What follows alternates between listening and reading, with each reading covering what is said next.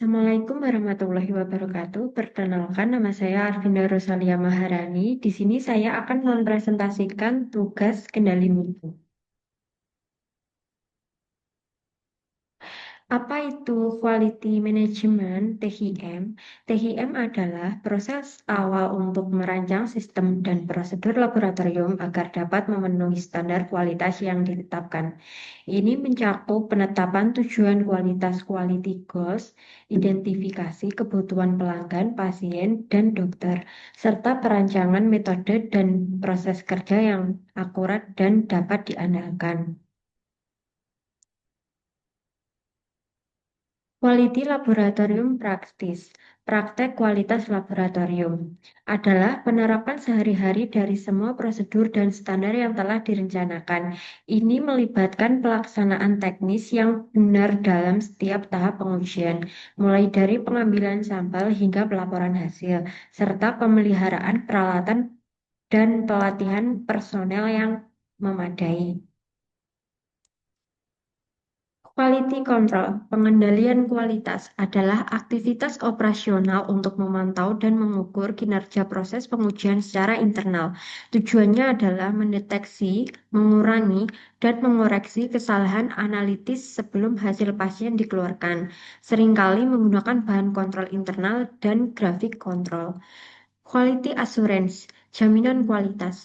Kerangka kerja yang lebih luas yang berfokus pada keseluruhan sistem manajemen kualitas. Ini mencakup semua tindakan terencana dan sistematis untuk memberikan keyakinan bahwa layanan laboratorium akan memenuhi standar kualitas yang telah ditetapkan. HA memastikan bahwa HC berfungsi dengan baik dan seluruh proses laboratorium mulai dari pra-analitik, analitik, hingga pasca-analitik dikelola dengan benar. Quality improvement, peningkatan kualitas, adalah proses berkelanjutan untuk secara sistematis mengevaluasi dan meningkatkan kinerja laboratorium. Ini melibatkan analisis data, identifikasi masalah atau kelemahan, serta penerapan tindakan korektif dan pencegahan untuk terus meningkatkan efisiensi, akurasi, dan kendalian layanan laboratorium.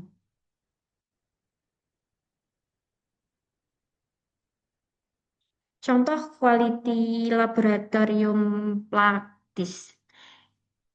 Praktek kualitas laboratorium sehari-hari mencakup serangkaian prosedur yang ketat untuk memastikan kendala hasil. Ini dimulai dengan praktik pengambilan sampel yang benar, di mana sampel diambil secara steril dan dilabel akurat, lalu disimpan dalam kondisi yang tepat. Staf wajib menggunakan APD untuk keamanan dan mencegah kontaminasi. Seluruh alat dan instrumen dikalibrasi serta dipelihara secara rutin sesuai jadwal. Semua kegiatan didokumentasikan dengan rapi, mulai dari penerimaan sampel, data bahan kimia, hingga hasil kontrol kualitas. Terakhir, setiap langkah pekerjaan, dari persiapan hingga pengujian, harus mengikuti prosedur operasional baku (SOP) yang telah ditetapkan untuk menjamin konsistensi dan akurasi.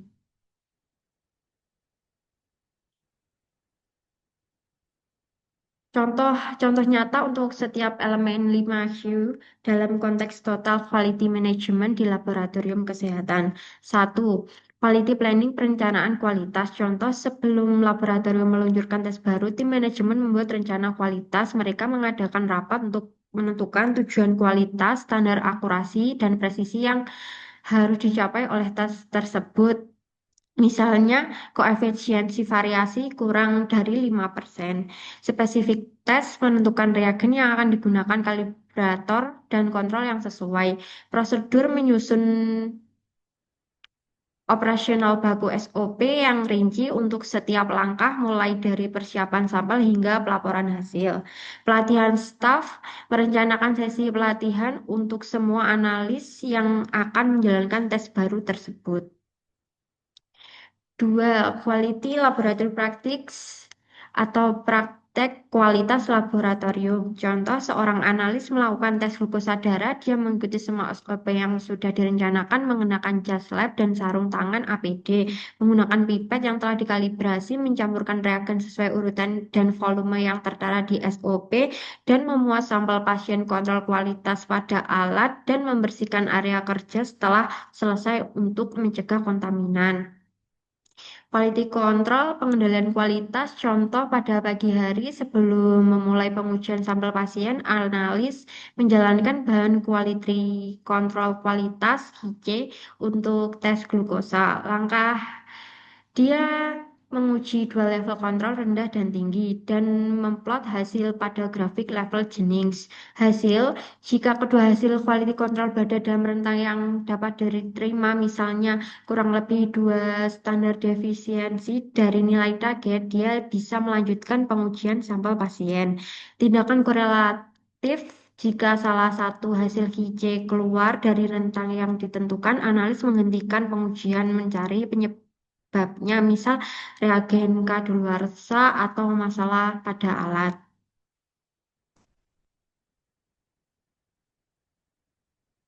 4. Quality assurance, jaminan kualitas. Contohnya, kepala laboratorium secara rutin melakukan audit internal. Dia memeriksa seluruh sistem termasuk kepatuhan, memeriksa apakah semua staf mengikuti SOP pengambilan sampel, penyimpanan, dan pengujian. Untuk dokumentasi, meninjau catatan, perawatan alat, kalibrasi, dan hasil quality control harian untuk memastikan semua tercatat dengan benar. Program eksternal berpartisipasi dalam program pemantapan mutu eksternal. Hasil tes laboratorium terhadap sampel PME dibandingkan dengan laboratorium lain untuk memvalidasi akurasi dan presisi. Tujuannya untuk memberikan keyakinan bahwa seluruh proses laboratorium berjalan dengan benar dan hasilnya dapat dipercaya. 5. Quality improvement, peningkatan kualitas. Contohnya, setelah menganalisa data PME dan audit internal selama 3 bulan, tim laboratorium menemukan bahwa ada variasi yang signifikan dalam hasil tes koagulasi. Identifikasi masalah, mereka menyimpulkan bahwa penyebabnya mungkin adalah inkonsistensi dalam waktu inkubasi sampel. Tindakan, mereka memutuskan untuk meninjau ulang SOP tes koagulasi untuk mempertegas durasi dan suhu inkubasi, dan memasang timer di setiap stasiun kerja untuk memastikan waktu inkubasi yang tepat, dan memberikan pelatihan ulang kepada semua staf tentang SOP yang baru. Dengan hasil, setelah tindakan ini diterapkan, data bulan berikutnya menunjukkan variasi yang jauh lebih rendah dan menandakannya adanya peningkatan kualitas. Terima kasih. Sekian presentasi dari saya. Assalamualaikum warahmatullahi wabarakatuh.